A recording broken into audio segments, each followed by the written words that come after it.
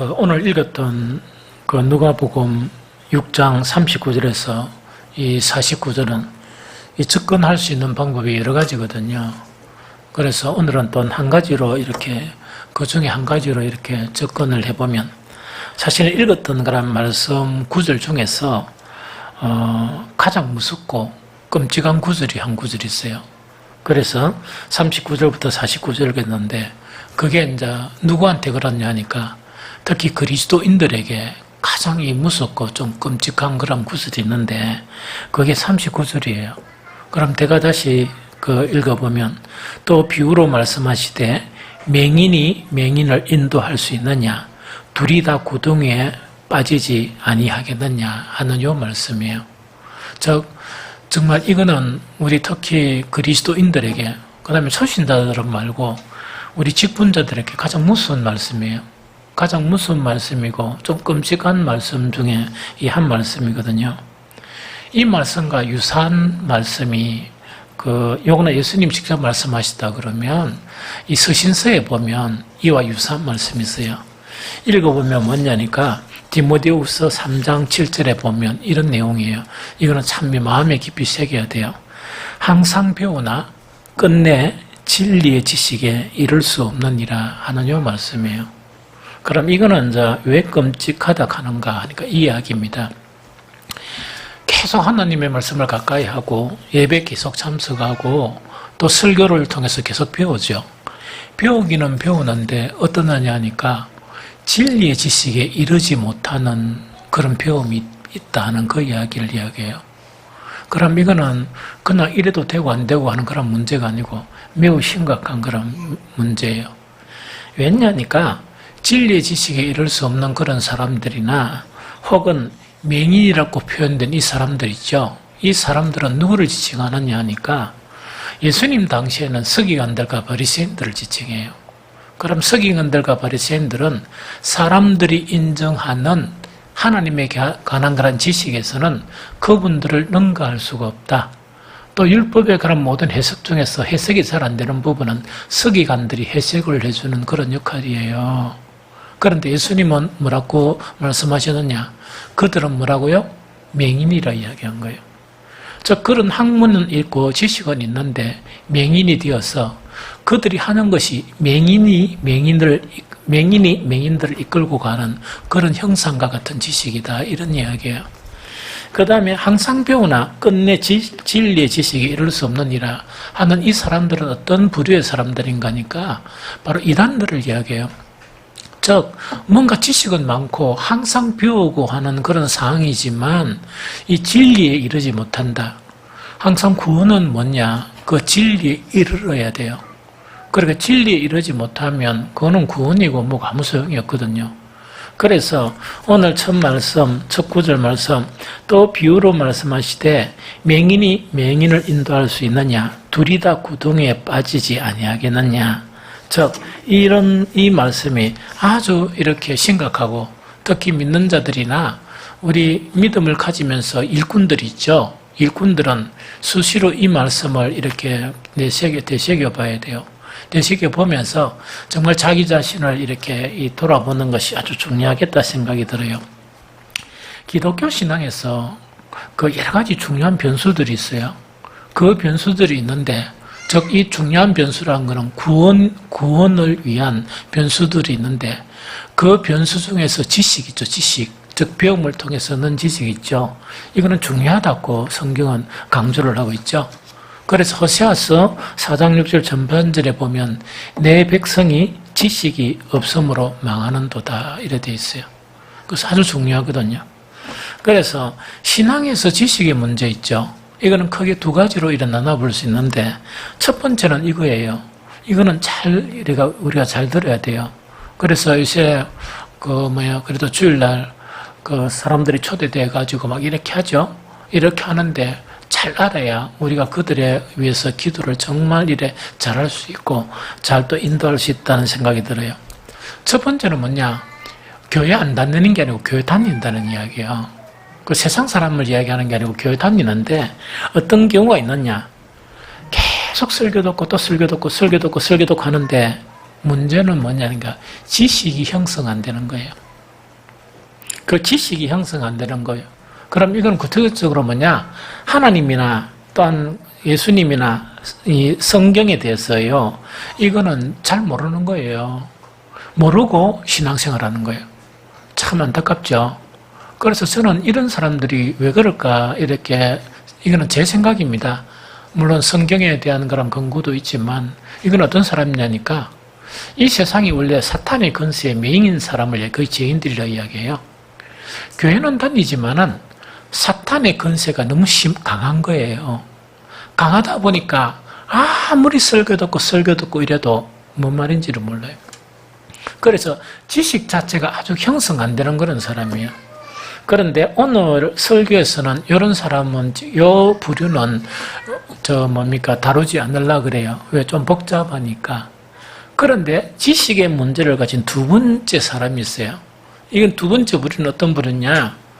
계속 설교 들으니까 또 설교 듣고 이러다 보니까 비로소 이제 지식은 있는 거예요. 이 지식은 있는데 뭐냐? 예수님이 말씀하신 것처럼 맹인이고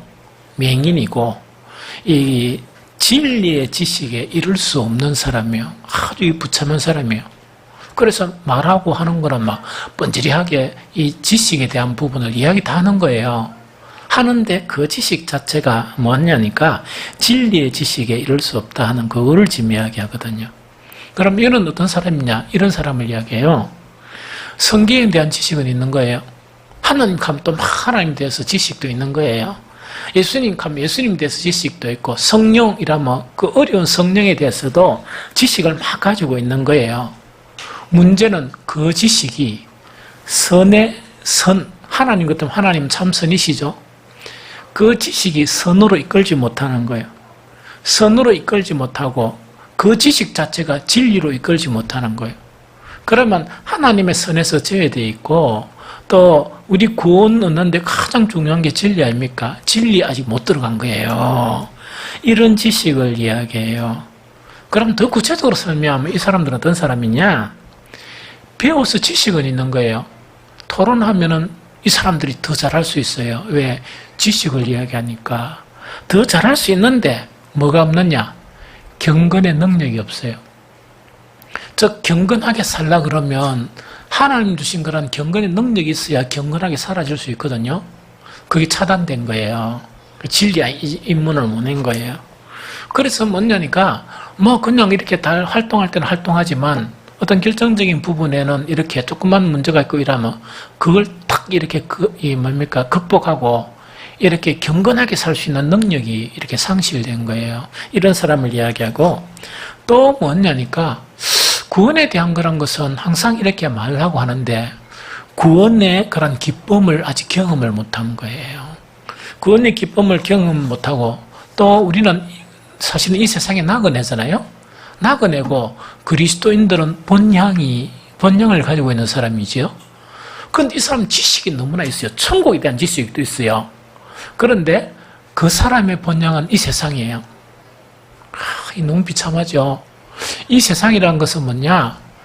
이 본향을 막 그리워하고 이래야 되는데 이 세상 영광을 그리워하는 거예요.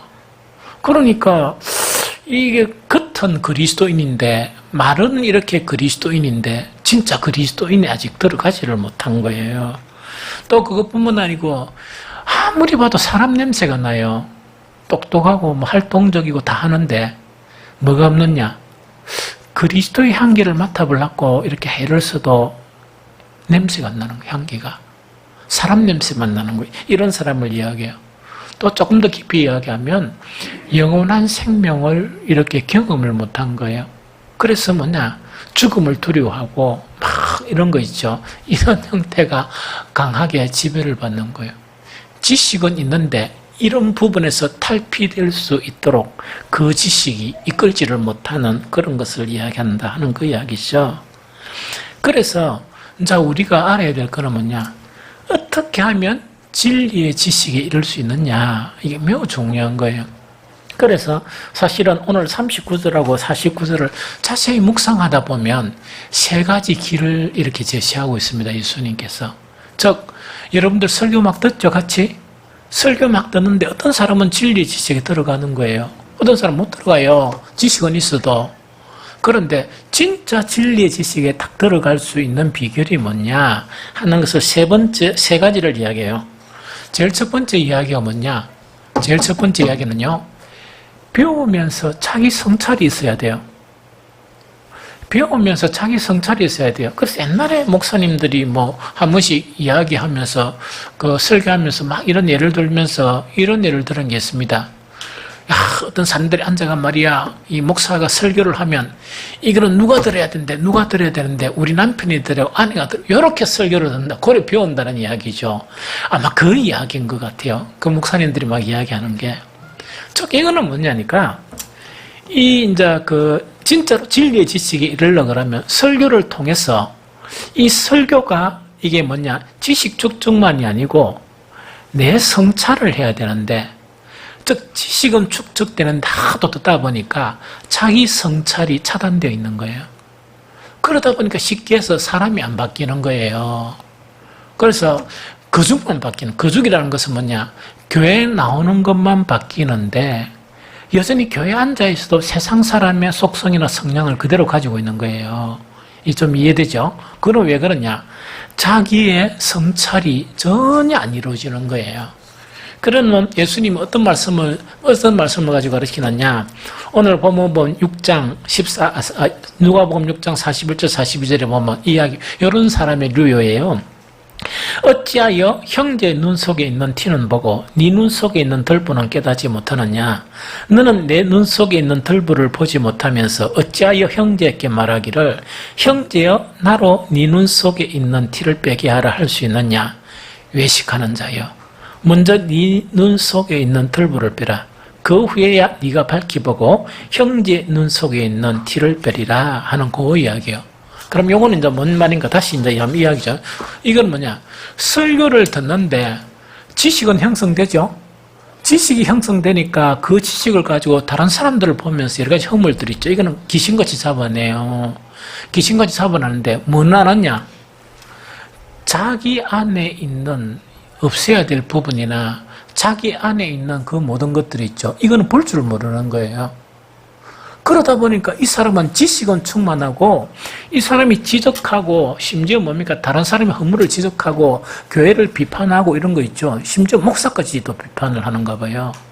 이거는 막 서기관 이상으로 잘해요.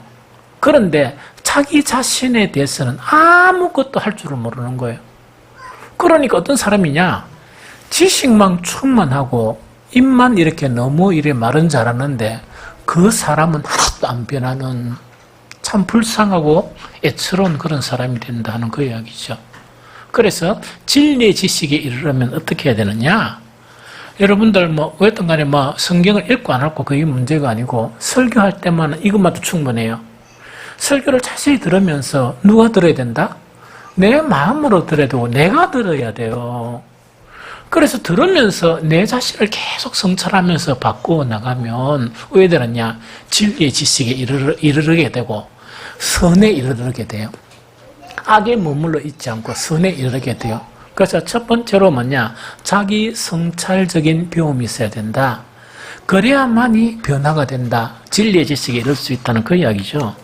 두 번째는 뭐냐니까 이걸 이야기해요. 아까도 얘기했지만은 설교를 계속 듣다 보니까 지식이 쌓여가는 거예요. 이 지식이 쌓여가는 거예요. 그런데 두 번째 뭐가 차단되는가 하니까 아들 그냥 가만히 놔두면 됩니다. 저거 놀게. 오래간만에 그래도 본 땅에서 좀 놀게. 일로 보시면 되고.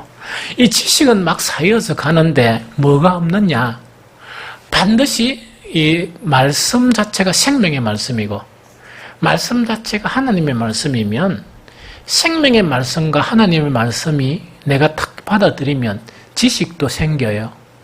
지식도 생기지만 반드시 뭐가 맺혀지느냐? 열매가 맺혀져요. 열매가 맺혀져요. 그런데 이 사람은 어떻게 배우느냐? 지식은 계속 쌓여서 가는데 그 말씀을 통해서 정말 이게 뭡니까? 전혀 열매가 안 맺혀지는 거예요. 이런 사람은 어떤 사람이냐? 이런 사람이에요. 우리가 지정의를 가지고 있잖아요. 성경을 들으면서 새로운 지식을 쌓아가면서 그러면 지식에 대한 부분은 쌓아가죠. 이거는 뭔가니까 자기의 생각과 감성이나 의지나 행위와 삶 있죠. 이거는 그대로 고수하는 거예요. 무슨 말겠죠?